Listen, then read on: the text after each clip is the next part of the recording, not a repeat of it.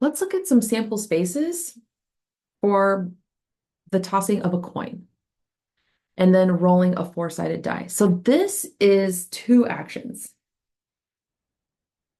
We're going to use our knowledge of setting up trees. So if you need to go back and review that, please do. But this should look familiar. So the first action we're doing is we're going to toss a coin or flip a coin. And so when I do that, I can get heads or I can get tails. So those are going to be my first two branches. Now, once I toss my coin, then I'm going to roll my four-sided die. And so I could get a 1, a 2, a 3, or a 4. And so from each, I'm going to write down a 1, a 2, a 3, or a 4. And so what this tree is showing us is a way to organize our sample space. So notice if I get a heads and then I get a 1, that would be H1 or heads and ones. Or I could flip, get heads and then roll and get 2. That would be H2. I could flip my coin, get heads and then roll a 3. That would be H3. And so I could go the same with tails.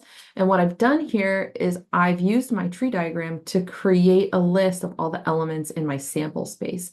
So these are the elements of my sample space S. Now S is a set. So you'd want to write that as H1, H2, H3, H4, T1, T2, T3, T4.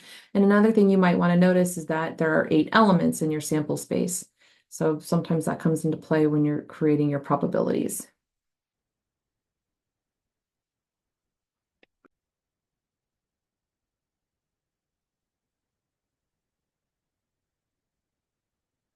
So let's do another problem with sample spaces, and let's also use it to help us answer some questions about probability.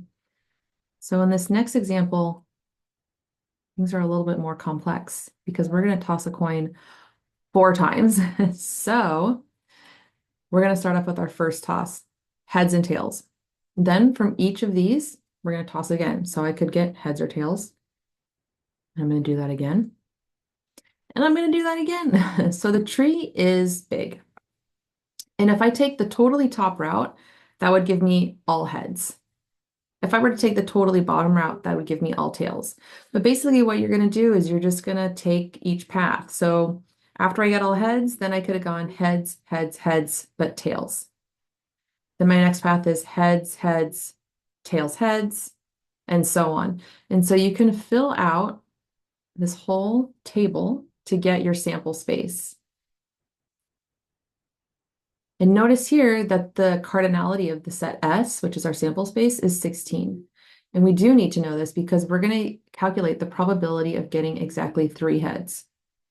So we need to look at our list, our sample space, and say, okay, what things have exactly 3 heads? Because it's going to be the number of outcomes with 3 heads and divided by the total number of things, 16. So 3 heads, okay, I've got heads, heads, heads, tails, heads, heads, tails, heads, heads, tails, heads, heads, and tails, heads, heads, heads.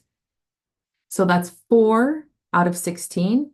Reducing my fraction, my probability is 1/4. Let's see if we could do some more. So I'm going to record as we go. We've got exactly 3 heads. We said it was 1/4. So let's do 2 heads. So 2 heads, heads, heads, tails, tails, heads, tails, heads, tails, heads, tails, tails, heads, tails, heads, heads, tails. Oh my gosh, tails, heads, tails, heads. Tails, tails, heads, heads. I don't want to say anymore, but I'm done. There's 6. 6 out of 16. So exactly 2 heads appeared 6 times. I'm going to divide that by 16 to make it a probability, and I'm going to reduce to 3/8. So that's a probability of exactly 2 heads. So I'm going to record that. And let's do exactly 1 head. So look for all the things in your list that have only 1 head. So that's in the first position, in the second position, in the third position, and in the fourth position. So that's 4 out of 16.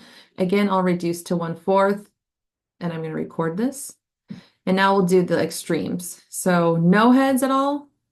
That only happens when you get all tails. So that's 1 out of 16. And 4 heads, that happens when they're all heads. That's at the top of your list. There's only one of those, 1 out of 16. So this is interesting. We've got all of our probabilities filled out. Notice we've checked off everything in our sample space. So we have something to notice. And the thing that we're noticing, hopefully, maybe, is that if you were to add up all of these probabilities, probability for 0, probability for 1, the probability for 2, probability for 3, plus the probability for 4, you're going to get 1. And this is not a coincidence. This is a mathematical property. The sum of all probabilities in a sample space must equal 1. So if someone were to list off probabilities to you and they would say, hey, is this valid for a list of probabilities?